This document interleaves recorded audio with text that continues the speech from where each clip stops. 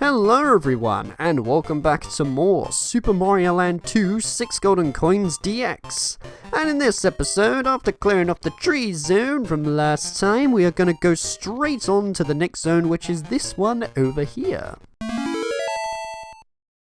And with that strange entry, welcome to the Turtle Zone. This is basically just the underwater sides of things whenever it comes to the worlds. And I like the way that we go into this zone in particular because we go underneath the turtle. I remember in 2013 though, for some reason, I said that, oh wow, there's a submarine and a whale inside the turtle. No, that's not the case at all. It's underneath it. So that's a thing that I kind of regret looking back on. Now, the main reason why I'm going for the Turtle Zone next is mainly just to do with how I'm structuring this LP. You see, if you're going to speedrun Super Mario Land 2, how they usually recommend you to do it is you start at the tree zone and then you clear all of the other zones which are going from your left. So the area that we're at right now should really be the last zone if you're going to go in that sort of path. But I'm mainly doing this because we just came out of an area which was a tree zone, right? A place with land, so now it kind of makes sense to go underwater. That's kind of the purpose for it. Also, this enemy right here is quite interesting because for once, like I said before, they like to name the enemies as normal ones instead of these names which are really confusing. Those sharks are literally called, believe it or not, sharks. Like, no, that's the legit thing that they say. And you can't really kill them by jumping on them or anything. The only way that you're able to take them out is with a star, so when you become invincible, or if you have a Koopa shell.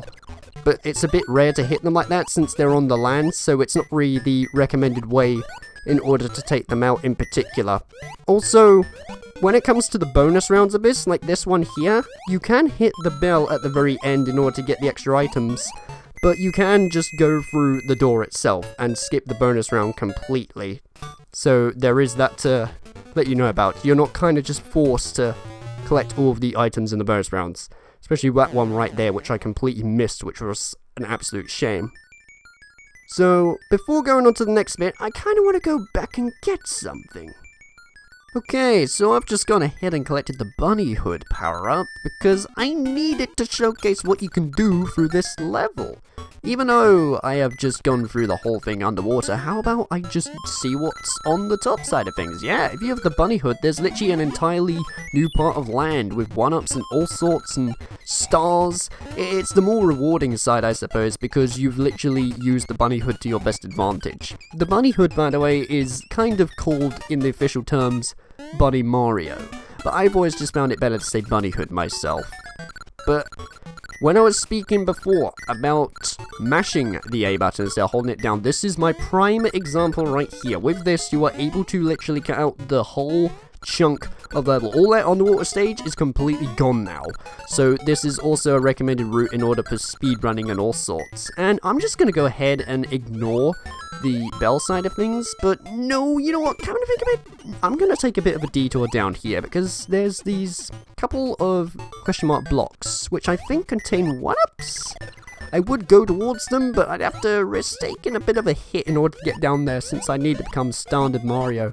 In other words, I'm too big in order to like fit through it to get some of the blocks, so you know what, never mind.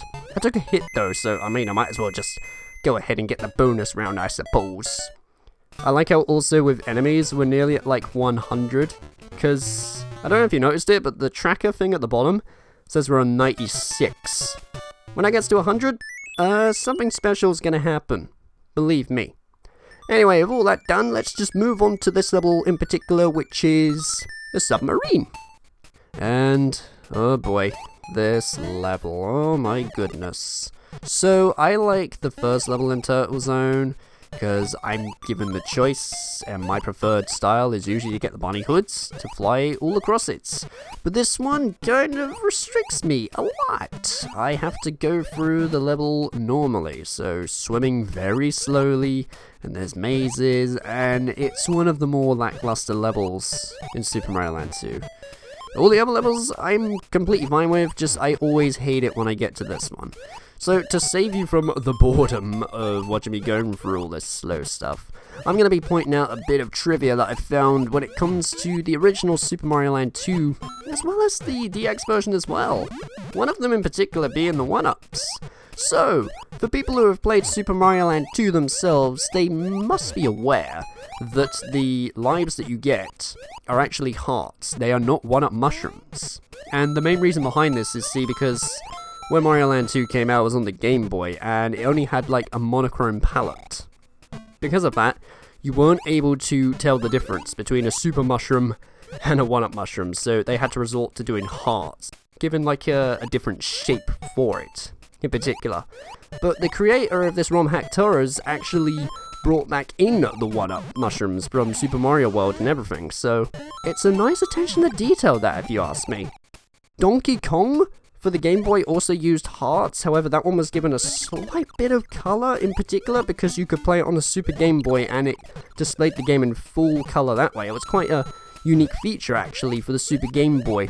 But the first time that the hearts were used was in the predecessor of this game, which was Super Mario Land. Of course they were a bit more pixely and stuff since the art style was very experimental. I mean, it was a Game Boy launch title. Moving back into the game itself, though, I just got another star, and you might say, wait, where the heck did that come from? The 100th enemy. No, for real, when you defeat 100 enemies in this, you get given an extra star, and... Wow, okay, that was not supposed to happen. That's an enemy where the only way you're supposed to take that out is usually either with a star or a Koopa shell, similar to the sharks, really. But, you don't really get Koopa shells in this. So, yeah, I kind of got quite lucky on that bit. It's a new thing. I've never had that happen to me before. Mainly just because when I get to this area, I don't usually kill the 100th enemy. We're probably going to find this happen maybe twice during this LP. So, I don't know, I just found that quite interesting also. Going back to trivia though, here's another fun thing. When I was looking up stuff about the beta development of Mario Land 2, these pipes right here, they're quite flat, right? But in the early versions, they had a bit more larger ends to them, which is quite something really. I feel like the main reason why they didn't include those is, my theory behind it, is that the sprite of Mario was a bit too small in order to fit through it, and also maybe it just didn't fit well with the level design with the palettes and how much stuff there was on screen, because, I mean, I've said before, you know, this game was really ambitious for Game Boy standards. It pushed it to its damn limits, and it sure as hell did it good, because this game looks absolutely fantastic in my book. I thought I'd give you time just to listen to the end level side, since I realised that I didn't really do that last time. There's the free 1-up mushrooms. Oh, look at that! It's green! Like, wow. I don't know, I just love simple stuff. Anyway, with all that done, I guess we're gonna go back into it, because we missed the secret. How about we move on to that, eh? So moving back to this part, instead of taking my way to the right, I'm gonna go ahead and wait for the Koopa enemy to pop out. I wasn't supposed to do that. Because you need to take a hit in order to gain access to this, as normal, or at least Super Mario, will be too large to fit through that. And I kind of like this area, even though I said that I don't really like this level in particular. I don't mind this part, because there's actual challenge, you know, instead of me just swimming around, going through pipes and puzzles and slow gameplay. There is slow gameplay, but I've really got to be careful going through this bit, because this is one of the more trickier areas in Super Mario Land 2.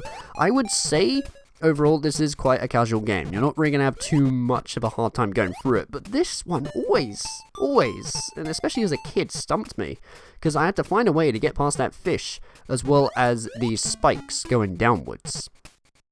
This shark, though, is an absolute joke. I feel like they were supposed to make the shark appear a bit lower, but you can literally just walk straight past it. It's kind of a bit confusing.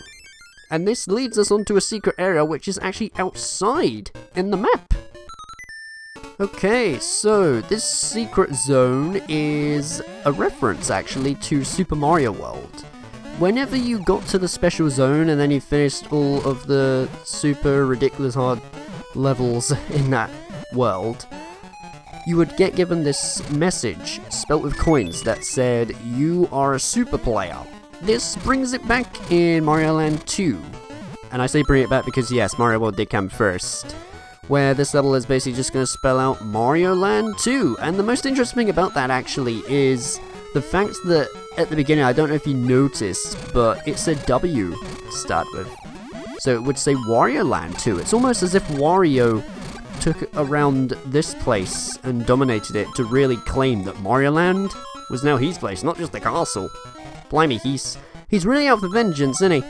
And also, even though I did say that this came from Mario World, if I want to go even further back, in Super Mario Bros. The Lost Levels, if you played the Famicom Disc version, and you got to World 9, and you got a game over, because you had to get to World 9 by beating the game, you would get given this message, instead of it saying continue or quit, and it would say, "You're a super player.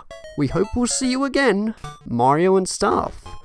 So yeah, you get given like this nice little message and stuff, which I find to be quite wholesome. There's also a couple of visual differences in this, by the way. That whale is now awake. And there was one that I forgot to talk about when it came to the tree zone. I didn't really want to cram too much information though in episode 1, so that's why I'm going to talk about it right now. Where in tree zone, the background basically had flowers. There's like little differences that get added as you go through them. So I'm going to be pointing those out from now on, just so you know. You know, this level kind of reminds me a lot of being inside Clanker from Banjo-Kazooie. You know the one I'm on about, right? That giant metal shark from Clanker's cavern, and it's being huge, and it scared the absolute hell out of me when I first saw it, because I did not see that coming. Actually, no, you know what, to go even more precise, this level is similar to Jabba Jabba's belly. Because, you know, we're on the inside of an animal. We're inside a whale. Jabba Jabba was kind of a similar thing, really. That's kind of weird to find that Ocarina of Time would take an idea from Mario Land 2, 6 golden coins. I've only just realized this right now, and I'm quite shocked by it. The enemy that I destroyed back there, the ones with the little diving suits on them, yeah, in my 2013 LP of this, I mistakenly, surprisingly, named them as Goom Divers. No, they're not called that in this game. They are called that in Mario Luigi's Superstar Saga for the Game Boy Advance. In this game, they are instead known as just simply Aqua Goombas.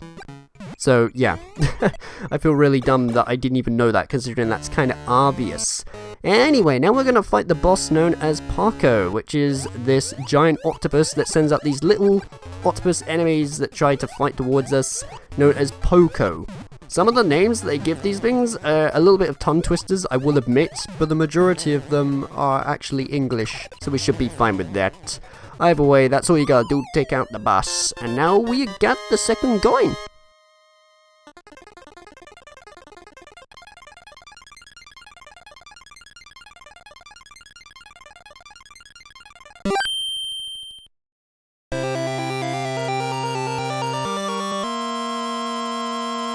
I really love that jingle, so I'm going to play that loud every time.